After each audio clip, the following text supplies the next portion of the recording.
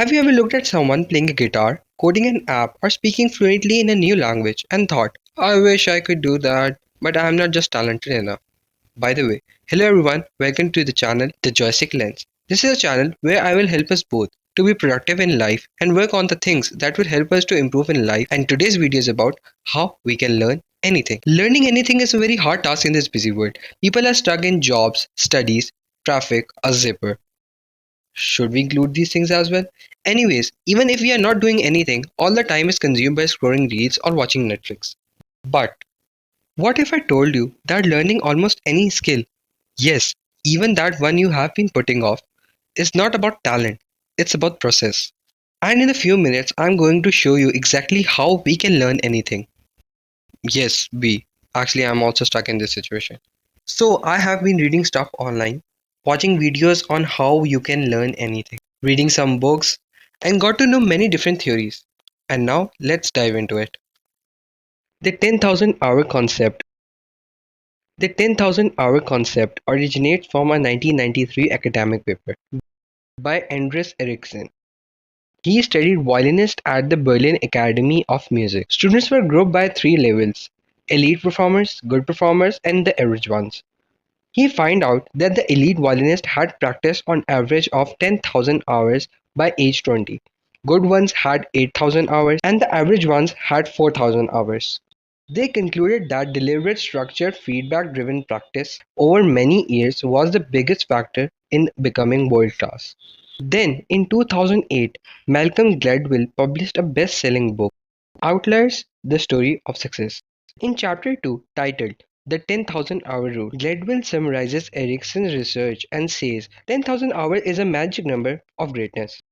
He used examples like the Beatles, Bill Gates, and Mozart, that the great success isn't just a talent or luck, it's massive time investment. But the Gladwell's phrasing made it sound like if you put 10,000 hours, you'll become a master. But Erikson never said that 10,000 hours alone equals mastery.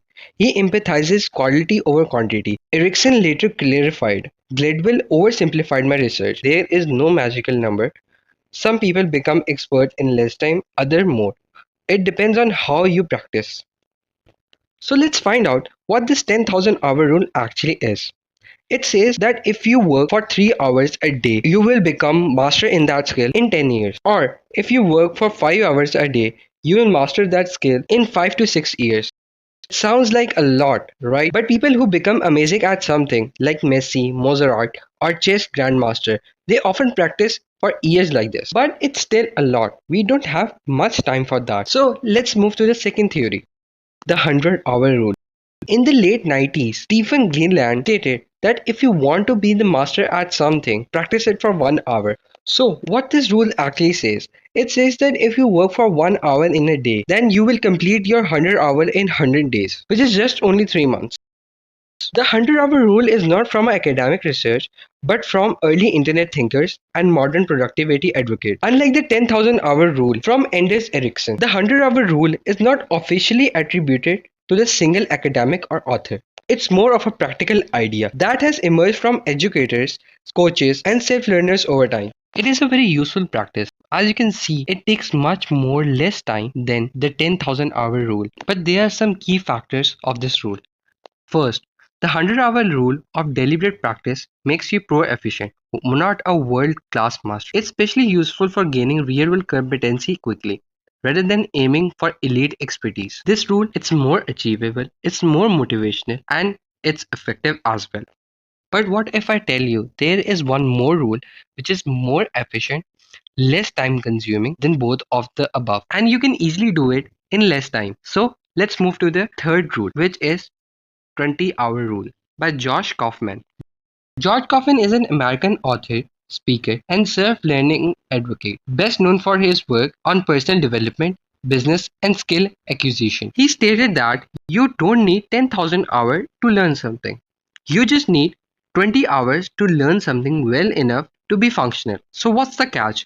If you work 45 minutes a day for about a month, it completes your 20-hour rule. But you have to practice that skill more effectively and more intelligently.